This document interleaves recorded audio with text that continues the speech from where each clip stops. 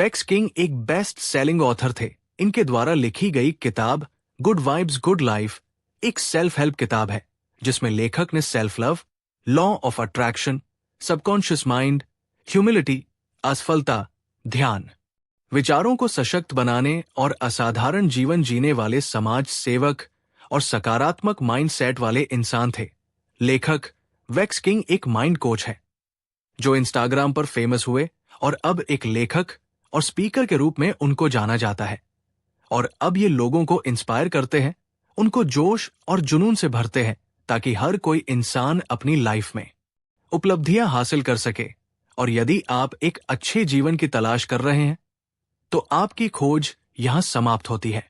जब दुनिया इतनी नकारात्मक से घिरी हुई है तो एक ऐसी किताब जो आपको सकारात्मक रहने के फायदे, सकारात्मक दृष्टिकोण रखने के साथ साथ सकारात्मक रहने और खुद को बेहतर बनाने के तरीकों के बारे में बताएगी। हम बात करने वाले हैं किताब गुड वाइब्स गुड लाइफ के बारे में, जिसे वेक्स किंग ने लिखा है। सकारात्मकता हमारी जिंदगी को जिस तरह से सुधारती है, नकारात्मकता उसी तरह से हमारी जिंदगी को खराब करती है। तो जरूरी है कि सकारात्मकता को अपनाएं और साथ ही साथ नकारात्मकता से बचा जाए और अपने आसपास एक सकारात्मक भाव से भरा माहौल बनाया जाए। गुड वाइब्स गुड लाइफ एक सेल्फ हेल्प बुक है जिसमें लेखक ने बहुत महत्वपूर्ण चीजों की बात की है, जैसे self love, law of attraction, subconscious mind, humility, meditation, मजबूती देने वाले विचार और एक महान जीवन जीना। इस बुक की लगभग 8 लाख कॉपीज बिक चुकी है। इन कॉपीज को अंग्रेजी भाषा के साथ साथ 29 और भाषाओं में भी प्रकाशित किया गया है। वेक्स किंग एक माइंड कोच है जिन्हें इंस्टाग्राम पर बहुत फेम मिला और वो बतौर राइटर और स्पीकर काफी डिमांड में है।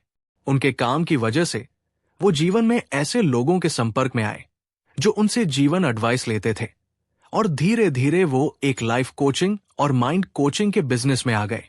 उन्होंने अपने विचारों को दुनिया के साथ शेयर किया और उन्हें बहुत अच्छा रिस्पॉन्स मिला। जब वेक्स किंग एक छात्र थे तो उनके परिवार के पास बहुत कम पैसे थे, इसलिए जब दोस्तों ने उन्हें अपने वेकेशन पर आने के लिए कहा तो उन्हें पता था कि वो इसे अफोर्ड नहीं कर सकते। लेकिन फिर कुछ हफ्ते बाद उन्हें लगभग 650 का एक चेक मिला, लगभग उतना ही जितना लेखक को चाहिए।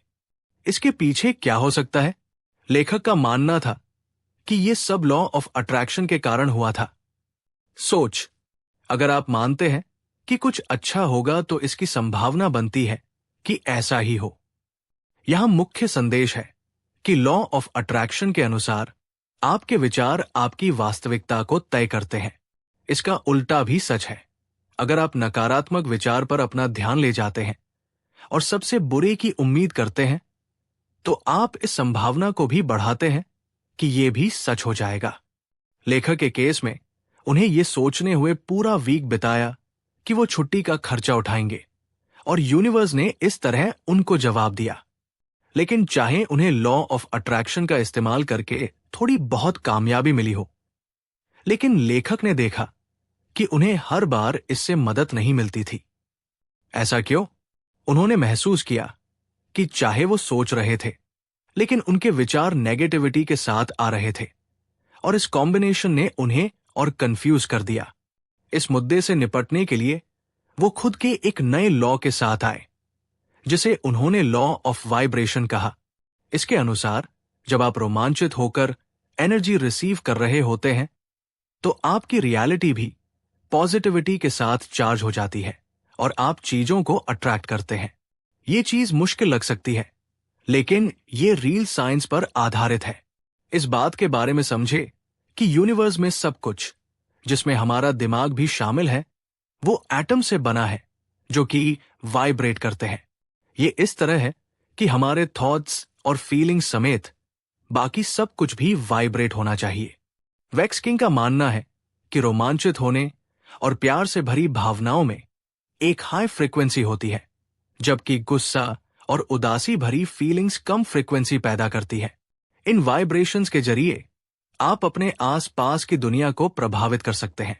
जब एक एटम वाइब्रेट करता है तो उसके आसपास के एटम्स भी उसी फ्रीक्वेंसी पर वाइब्रेट करना शुरू करते हैं। इसीलिए अगर आपकी फीलिंग हायर वाइब्रेशन पैदा करती है तो आपकी रियलिटी भी हायर वाइब्रेशन पैदा करेगी।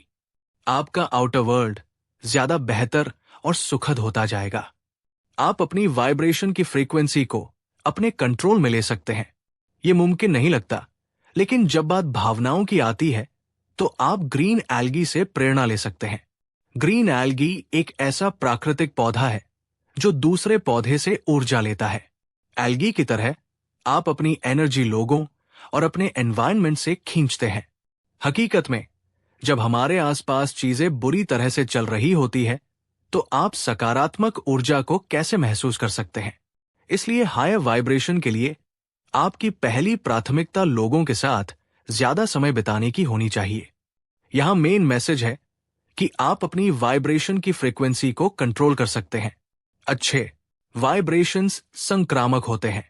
अगर आप उन लोगों के साथ घूमते फिरते हैं जो प्यार और खुशी चाहते हैं तो उनकी मेंटल स्टेट आप पर हावी हो जाएगी। एक बार जब आप उनकी हाई फ्रीक्वेंसी पर वाइब्रेट करना शुरू करते हैं तो आप अपने जीवन में और भी लोगों को आकर्षित करना शुरू करते हैं।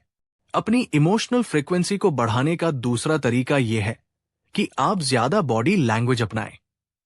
रिसर्च से पता चला है कि मुस्कुराना, यहां तक कि जब आपके पास मुस्कुराने के लिए कुछ भी नहीं है, तो यह आपको एक एंडोर्फिन स्पाइक देता है। यह आपकी बॉडी का फील गुड केमिकल है। तो अगली बार जब आप दुखी हो तो अपने आप को मुस्कुराने के लिए मजबूर करें और आप इसके फायदे महसूस करेंगे। आप एक पोस्चर बना सकते हैं, अपने आप को एक इमोशनल एज दे सकते हैं। सोशल साइकोलॉजिस्ट ने पाया है कि दिन में सिर्फ 2 मिनट के लिए पावरफुल तरीके से खड़े होने या बैठने से टेस्टोस्टेरोन में 20% की वृद्धि होती है, एक ऐसा हार्मोन जो कॉन्फिडेंस को बढ़ावा देता है। तीसरा, आप ये भी पा सकते हैं कि अगर आप ज्यादा वाइब्रेशन चाहते हैं तो आपको सोसाइटी से एक ब्रेक लेने की जरूरत है। मॉडर्न लाइफ से ब्रेक लेने से आपको रिचार्ज करने में मदद मिलती है। हालांकि ये आपको असामाजिक महसूस करवा सकता है, लेकिन ये पूरी तरह से हेल्दी है। आखिर में अपने वाइब्रेशन को और भी ज्यादा जगाने के लिए नेचर में अकेले समय बिताने की कोशिश करें। रिसर्च से पता चला है कि सिर्फ नेचर में होने से आपके शरीर और दिमाग इंप्रूव होता है। आप अपने काम को बागीचे में बैठकर कर सकते हैं या शायद अपने आसपास के पार्क में टहलने जा सकते हैं। इसके अलावा अगर ये धूप वाला दिन है तो आपको और ज्यादा मौका मिलेगा, क्योंकि सूरज की किरणें आपको विटामिन और सेरोटोनिन देती है, 2 ऐसी चीजें जो आपके मूड को स्थिर रखती है। उच्च वाइब्रेशंस। हमने देखा है कि कैसे लोगों के साथ वक्त बिताना आपकी वाइब्रेशंस को एक हाई लेवल तक ले जा सकता है और आपको खुद का सबसे अच्छा वर्जन बनने में मदद कर सकता है। इसका उल्टा भी बिल्कुल सच है। नकारात्मक लोगों के आसपास होने से आप नकारात्मक, कमजोर और असुरक्षित महसूस कर सकते हैं। आप तर्क दे सकते हैं कि ऐसा करके आप कमजोर हो जाएंगे। अगर आप खुद को ऐसी स्थिति में पाते हैं तो अपने आप को यह न बताएं कि आप कमजोर हैं या बुरा महसूस करने के लिए दोषी हैं। लेकिन याद रखें कि अगर आप लोगों से संपर्क नहीं करते हैं तो भी कुछ तो इनकी फ्रीक्वेंसी पर वाइब्रेट करना शुरू कर ही देंगे। जल्दी ही आप अपनी लाइफ में दूसरे लोगों के लिए उनके बुरे वाइब्स पास करेंगे, और इससे पहले कि आपको इसका एहसास हो, आपकी रियलिटी नेगेटिविटी से भर जाएगी।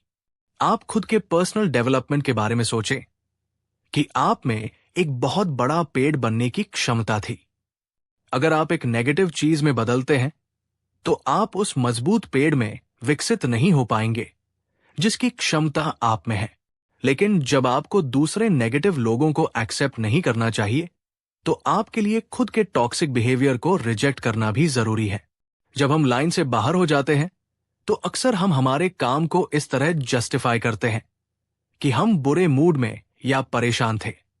हम मानते हैं कि हमारे आसपास के सभी लोग ठीक कर रहे हैं और इसे हमें बुरा लगता है। बात यह है कि आप कभी भी नहीं जानते कि दूसरे लोग क्या कर रहे हैं, और जब आप अपनी फीलिंग्स को अपने फ्रेंड्स और रिलेटिव को दिखाना शुरू करते हैं तो आप उन्हें असलियत में नुकसान पहुंच रहे होते हैं। आरोप लगाने का खेल। अक्सर जब कोई हम पर उनकी फीलिंग को हर्ट करने का आरोप लगाता है तो हम उन्हें बताते हैं कि हमने जो कहा है या किया है वो बुरा नहीं है। हम जिम्मेदारी लेने से बचते हैं और हम उन्हें ही दोषी मानते हैं कि उन्होंने हमारे बर्ताव को गलत लिया। जबकि सच तो ये है कि हमें दूसरे लोगों को ये बताने का कोई हक नहीं है कि उनकी फीलिंग्स वैलिड है या नहीं। अगर आपने किसी को चोट पहुंचाई है तो उसे एक्सेप्ट करें। जिम्मेदारी लेना सेल्फ लव का एक हिस्सा है। आप खुद को यह मैसेज दे रहे होते हैं कि आप नकारात्मकता से बेहतर हैं, चाहे वो आपके व्यवहार से हो या आपकी जिंदगी में किसी और की वजह से हो। अगर कोई आपसे कहे कि 5 चीजों की एक लिस्ट बनाएं जिनसे आप प्यार करते हैं, क्या आप खुद को उन 5 चीजों में शामिल करेंगे? अफसोस की बात है, हम में से कोई ऐसा नहीं होगा। ऐसा इसलिए है क्योंकि हमारा समाज सेल्फ लव की कमी फेस करता है। आज की दुनिया में हम अक्सर ऐसे लोगों के साथ वक्त बिताते हैं जिनके बारे में लोगों को लगता है कि हमें समय निकालना चाहिए, चाहे वो हमें पसंद हो या ना हो, चाहे वो हमें सम्मान दे या न दे। लेकिन हम कभी खुद से ये नहीं पूछते हैं कि क्या हम खुद से प्यार करते हैं, खुद की इज्जत करते हैं। ये एक समस्या है क्योंकि सच्ची खुशी और संतुष्टि खुद को बिना शर्त के प्यार करने से आती है और ये परवाह ना करना कि दूसरे आपके बारे में क्या सोचते हैं या महसूस करते हैं। यहां मेन मैसेज ये है कि अपने आप को सुरक्षित बनाने के लिए प्यार करें। असुरक्षा एक खतरनाक चीज है और ये आपके रिश्तों को भी इंपैक्ट कर सकती है। एक प्रेमी के बारे में सोचे जो चुपके से अपने पार्टनर के मेल्स और मैसेज देखता है। ये ईर्ष्या असुरक्षा से आती है। शायद वो सोचते हैं कि वो उतने भरोसे लायक नहीं रही और इन हरकतों की वजह से उनका रिश्ता खत्म भी होता है।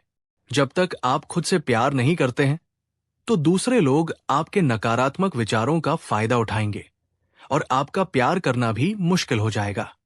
सेल्फ लव का एक हिस्सा खुद के शरीर को स्वीकार करना है, जो कि आसान नहीं है, वो भी तब जब तक आप पर सोशल मीडिया पर मॉडल और मशहूर लोगों की फोटोज की भरमार हो रही हो। ये फोटोज कंपैरिजन को बढ़ावा देते हैं और आप खुद को कम महसूस करते हैं। और चाहे ऐसा लगे कि ये खूबसूरत लोग बाकी लोगों की तुलना में ज्यादा खुश हैं, लेकिन अक्सर ये लोग सेल्फ डाउट की फीलिंग से स्ट्रगल करते हुए दिख जाते हैं। लेखक ने एक बार एक सोशल मीडिया इन्फ्लुएंसर से बात की। उन्होंने कहा वो प्लास्टिक सर्जरी करवाने का स्ट्रेस फील करती है। बाद में लेखक ने अपनी फीमेल फॉलोअर से बात की। वो अपने खुद के लुक्स को लेकर इनसिक्योर महसूस करती थी और यकीन करती थी कि वो वाकई में अपनी फोटोज की तरह दिख सके तो उसकी लाइफ बहुत बेहतर हो जाएगी। ये चीजों सदियों से चली आ रही है और कहा भी जाता है कि बाहर जो है वो ज्यादा जरूरी नहीं है। प्रेम हर जगह है। जो बात मैंने रखी है वो तुम्हारे पास सेल्फ लव का एक सॉलिड फाउंडेशन हो, ताकि आप अपने को उसी तरह स्वीकार कर सकें जैसे आप हैं।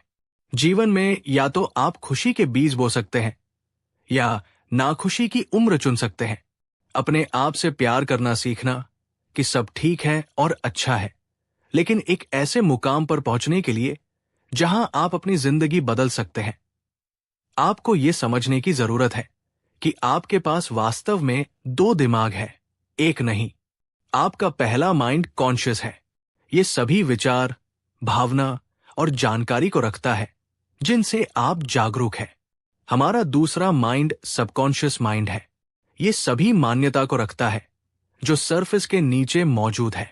अपने दिमाग को एक बगीचे की तरह इमेजिन करें तो आपका सबकॉन्शियस माइंड मिट्टी की तरह काम करता है, जो सतह के नीचे दबा है लेकिन बहुत जरूरी है।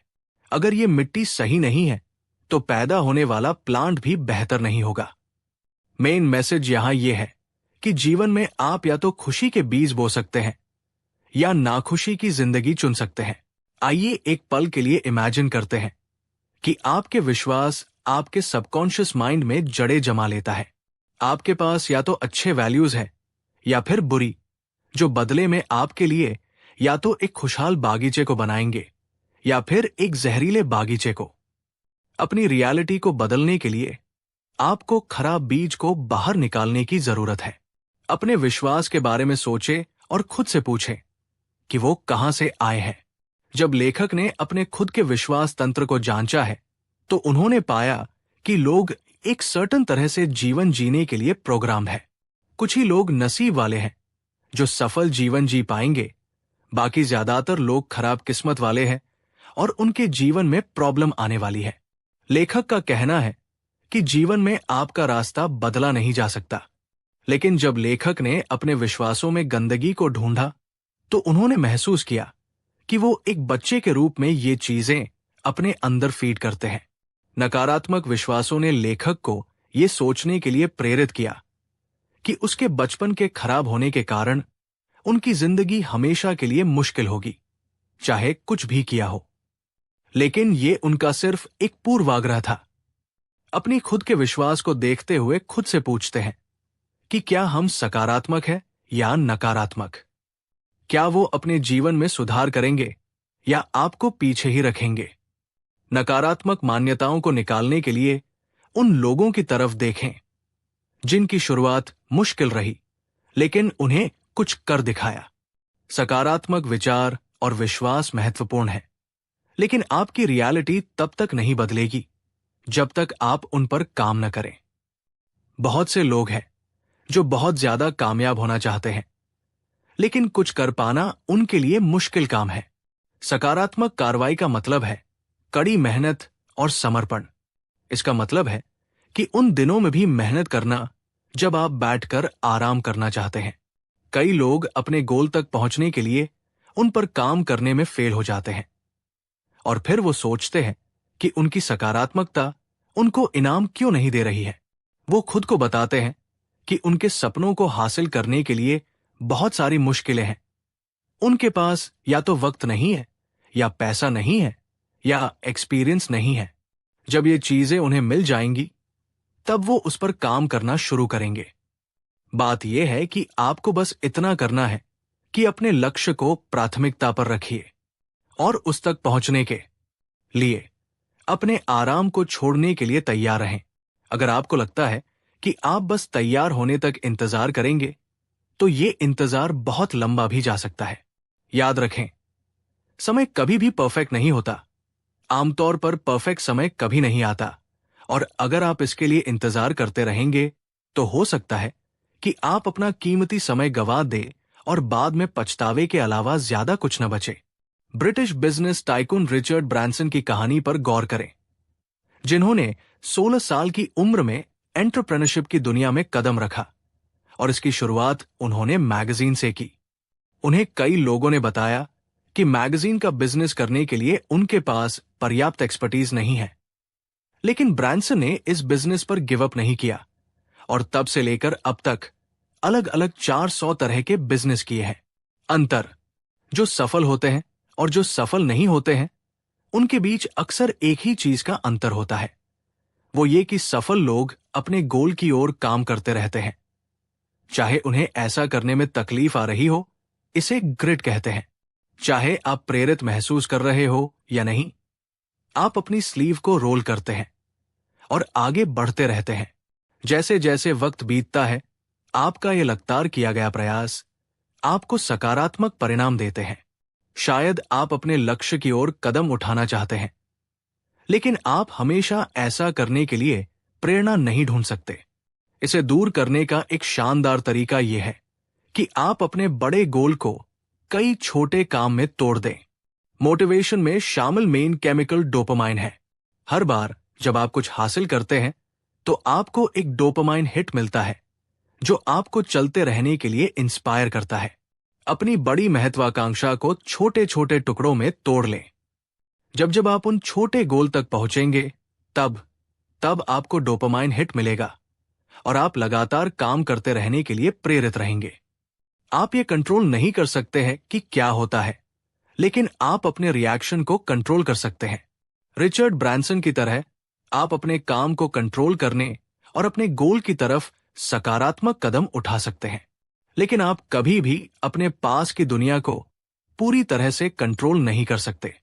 दुर्भाग्य से इसका मतलब यह है कि जीवन में कभी ना कभी हमें खराब एक्सपीरियंसेस मिलेंगे, लेकिन जब बेस्ट चीज होती है तो आप विक्टिम बनने से इनकार करके सेल्फ लव को प्रैक्टिस कर सकते हैं। खुद को एक विक्टिम की तरह न देखें, बल्कि खुद से प्यार करें। अच्छा बुरा सबके साथ होता है, लेकिन अगर आप विक्टिम माइंडसेट में फंसकर रह गए तो आपका सबकॉन्शियस माइंड आपको उसी तरफ ले जाएगा और वहां से वापसी करना बहुत मुश्किल होता है। ऐसा नहीं है कि आपको दुखी नहीं होना चाहिए, लेकिन आपके पास इस बात का ऑप्शन है कि आप किसी स्थिति को किस तरह देखते हैं।